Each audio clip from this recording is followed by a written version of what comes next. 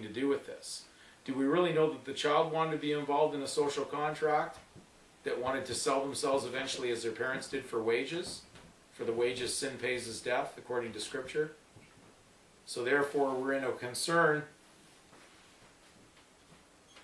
If this is a negative or a bad covenant, would there be the ability for the child at age of accountability, or age of election as we call it in law, would they be able to actually rebut this presumption? Not be the stubborn, stillborn child that was assumed to have come out of this covenant that was going to continue to do something for money, not for love. Could they possibly overcome this presumption on here? Now, if they did that, if the child was able to say, no, I was not going to sell myself for wages, I was going to give myself. Receive free, give free. If I was going to give of myself for free, well, then it wouldn't have anything to do with this contract. Because this implies the fact that something was done that is not non-gratuitous. It's something, or something that is not gratuitous. It's something that's non-gratuitous, which means that they were doing something in consideration of receiving something back, which would not be a pure gift. Now, Christ gave himself for free for all. We carry his Christian name in the given name. So therefore, there's a concern in here that we're really involved in some kind of form of prostitution.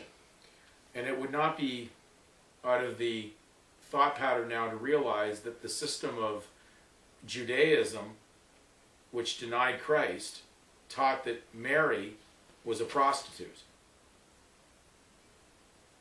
So they preached that, and it would make sense that those that are running the world to date, who have the blood upon them for the execution of an innocent being Jesus Christ, would actually be perpetrating some kind of allegation or presumption that we would be born within a prostitution ring. So we have to look at the overall perspective here and see where could we go from this. Well, if we were going to go the full way, if this document was ever rebutted, you wouldn't exist.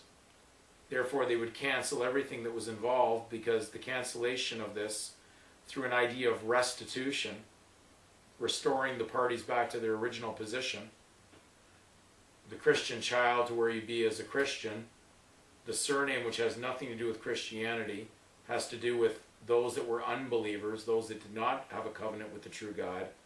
Therefore, there'd be no need of the surname, and therefore the child would say, I'm sorry, as a Christian pacifist, I would not be able to bear arms in love anyway, so therefore I would never be able to carry a surname in my name, and therefore I would never be for hire, I'd be giving myself freely to all. Well, that would eliminate this covenant, because this contract would come to an end. But you do not know what the child's going to do. And because most parents basically carry on the sins of their forefathers, we're caught in this chain. But could you break this chain? All it appears on the document, originating document, is that you've been framed for something that's never been proven, and that's why the document's never sealed by the authorities. It's sealed on the outside of the frame, not the inside of the frame. So, do we have the ability to bring ourselves back to a square one, where we would be able to actually restart our lives?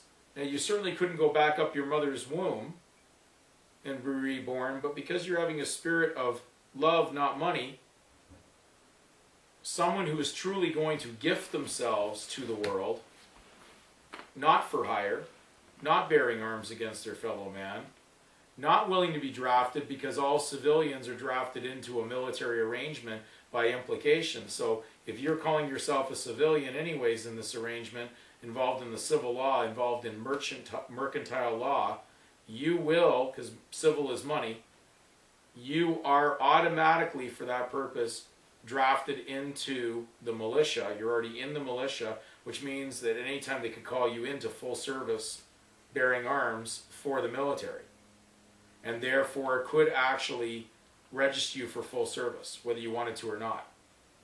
The only parties that were never ever drafted into the militia were actually true ecclesiastics or true priesthood who had basically gifted themselves voluntarily to spiritual matters. Therefore, they had nothing to do with secular matters. They were not storing up treasures on earth. They were storing up treasures in heaven, and they knew that that's where their final reward would be. So they were not caught up in an idea of how much wealth they could accrue on this earth or during an imagination of thought on that. So we're in a situation now where if we're going down a pure spiritual journey, which has nothing to do with civil, has nothing to do with military, a Christian would only remain with his name under grace. So your grace name is your Christian name. But the minute that the name is joined with unbelievers, it becomes a legal person.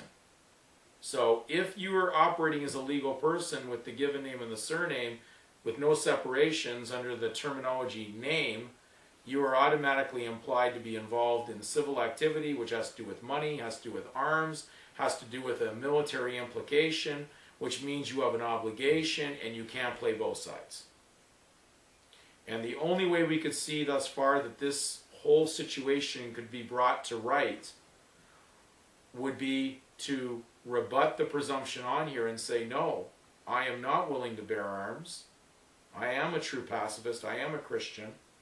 I would never bring harm to my fellow man. I'm not after wealth at the use of my fellow man, because there's no one that could attain wealth without using somebody else in our system. So therefore, would they live 100% purely under an idea of pure charity, not secular charity?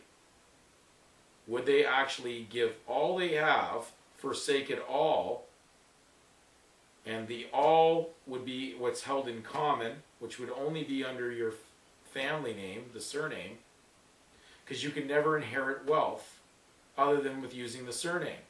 And that's why the surname is an inheritable situation. You cannot inherit salvation through Christ. That is something you must accept. You can't pass it down to someone because you would like to go and leave it in a will to them. It's something that's already available to everybody just based on acceptance. It's a free gift.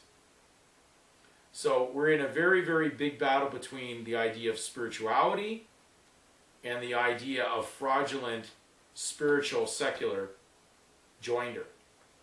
And until people realize what's going on here, they're never going to come to an understanding. They're never going to come to rest on this. And they'll never be at peace and quiet on this. They would never worry about what the future holds for them because they're there strictly to give and they're not expecting to receive. But the beginning of the document that's on this is holding us as implied to be in the wrong position. And because the government currently right now worldwide cannot afford this, they cannot afford this cost for the privates taking out of the public, because the public is literally impossible to survive. So therefore, if people do not come out of this arrangement, come out of hireling, if you go to the Revelation chapter 18, verse 4, it says, "Come out of here, my people, if you do not wish to partake with their sins." To partake would be to be a partaker, someone who takes something. Not someone who's giving something, someone who's taking something. And the word her, in its English rendering from the Greek, means hireling. So therefore, everybody is for hire, everybody's soliciting based on a license to solicit, which is prostitution. We're selling ourselves, we're not giving ourselves, and therefore we are caught in between two worlds right now. And the problem for most people would be, would they be willing, what would a man give in exchange for his soul? Well, I'm sure that if he realized what eternal life would be, he would give it all. There's short-term gain for going down a course of secular storing up treasures on earth, but there is a infinite reward for those that actually know that there is a greater reward coming, for those that actually are willing to live by pure love. So do not mix up the idea, even though Christianity has been mixed up in secular activity. Do not mix up the idea of what you consider to be Christianity giving out a tax receipt for receiving a donation. because they are not separate from the world when they have a due nation. That means they're part of the nation that's issuing the tax receipt. Therefore, it is not no part of this world. It is not separate. The only thing that can be separate is your Christian name, but when you consent to place it in for wages, you're automatically placing yourself in a position that the surname overrides the power of the Christian name, because it remains as an overhead above you to exact vengeance against evil for you mixing grace with money. And you cannot have both sides. Love is love, money is money. And you cannot mix the love and money together, for that is the root of all evil. And I hope this gives you an explanation of what's going on. So, in summary, I believe at this moment the best direction for most people to look at is finding a way out, not a way to further participate to try to make a solution of an already unfixable, calamitous imagination world created by the illusionist of deception, Satan, who is trying to lead people down a path that eventually will have them chipped and entitled to be his property, though he won't get everybody, and that will be his downfall.